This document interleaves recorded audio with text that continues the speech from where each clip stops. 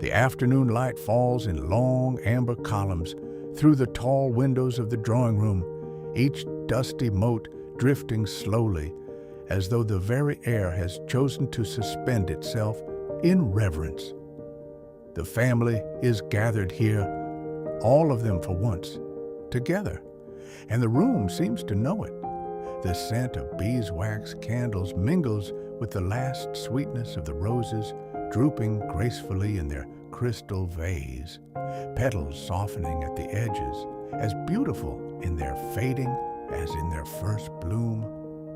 Upon the settee nearest the fire, a mother's hand rests open upon her lap, and it trembles, not with grief, not with age, but with the particular tenderness of one who understands in her deepest heart that joy of this precise quality does not come twice.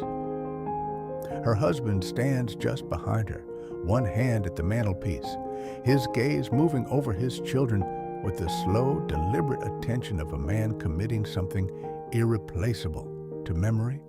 Notice the quiet joy in their eyes. Pause and feel the unity that time cannot erase.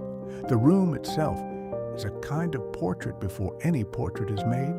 The plasterwork overhead curls into flourishes of acanthus and ribbon, and the heavy curtains, deep burgundy, embroidered at their hems with climbing jasmine blossoms worked in ivory thread, frame the windows like the borders of a painting. The fireplace, dressed in marble the color of old cream, holds its arrangement of logs with careful pride, and the flames there are low and golden, casting trembling shadows up the walls and across the faces of the children gathered before it. The eldest stands near the window, one shoulder inclined toward a younger sibling, his posture carrying that particular mixture of authority and affection that belongs only to the firstborn. He says nothing, but his hand rests briefly, lightly upon his brother's shoulder, and the younger boy, dark-eyed, quick, and given to fidgeting, grows momentarily still beneath the touch. The youngest of them all sits upon the hearth rug, with a worn wooden horse clasped in both small hands, her attention drifting between her toy and the curious, magical atmosphere that has descended upon the household this afternoon, an atmosphere she cannot name but feels with the whole of her being. They are preparing, all of them, for the portrait. The morning has been one of careful ritual, the pressing of dark wool coats, the starching and setting of collars, the patient arrangement of hair. The mother has overseen it all with quiet authority, kneeling to smooth a hem here, reaching to fasten a small pearl button there, her touch efficient yet unmistakably tender. There has been laughter. The youngest refused to relinquish her wooden horse, and the negotiation conducted in the upstairs corridor was a thing of such tender comedy that even the father had abandoned his studied gravity to smile. The boots of the eldest shine like still water. The daughter's hair is caught with a velvet ribbon the color of dark cherries. A small brooch of garnets and gold worn by the mother at her collar catches the afternoon light and holds it briefly like an ember.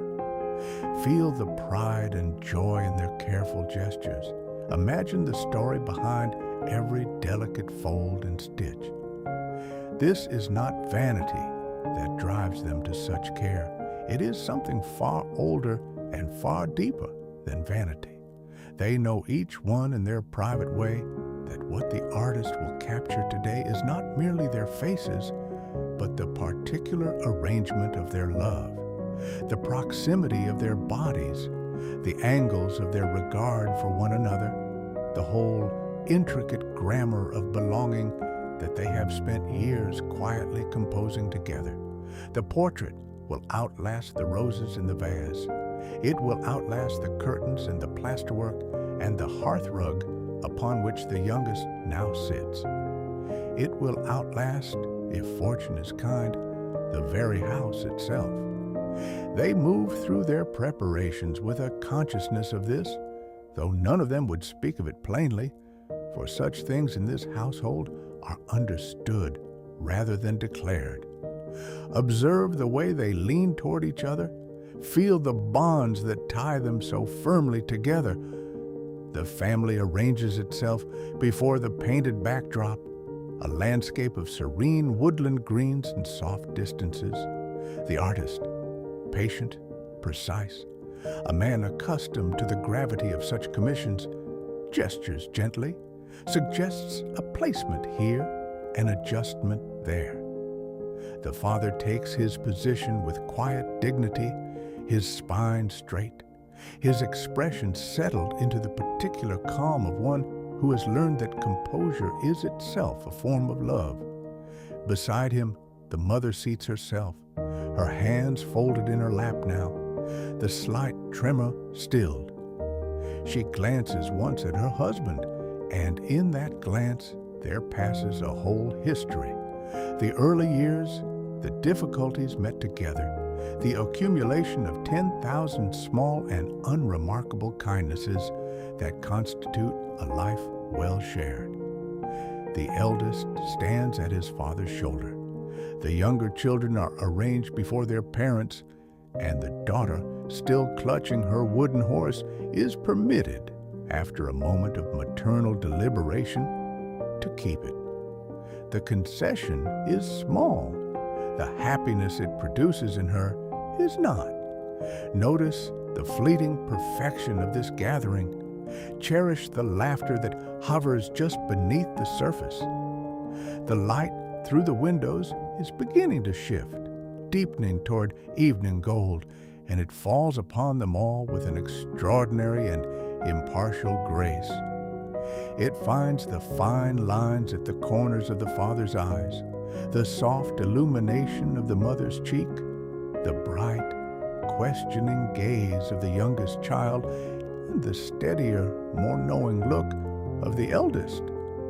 Between them, in the spaces between their bodies, in the shared air of the room, in the invisible threads running from one face to another, there exists something that no artist, however gifted, can fully render.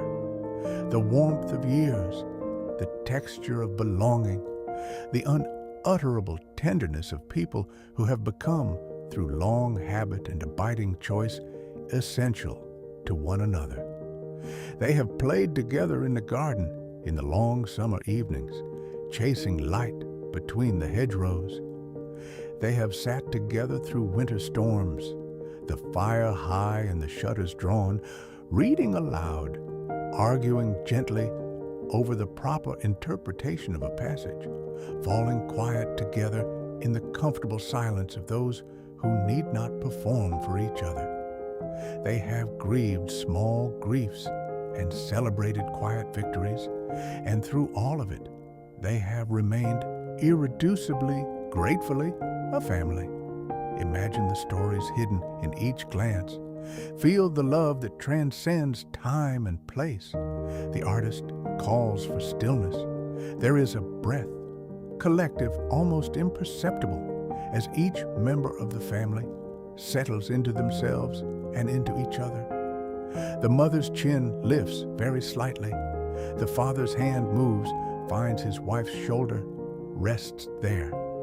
The youngest child looks up from her wooden horse with wide, unguarded eyes and produces, from some undefended place within her, a smile so small and so complete that it seems to contain everything the room has been trying to say all afternoon. Hold this image in your mind. Let the warmth, the joy, and the tender unity echo in your heart long after the scene fades.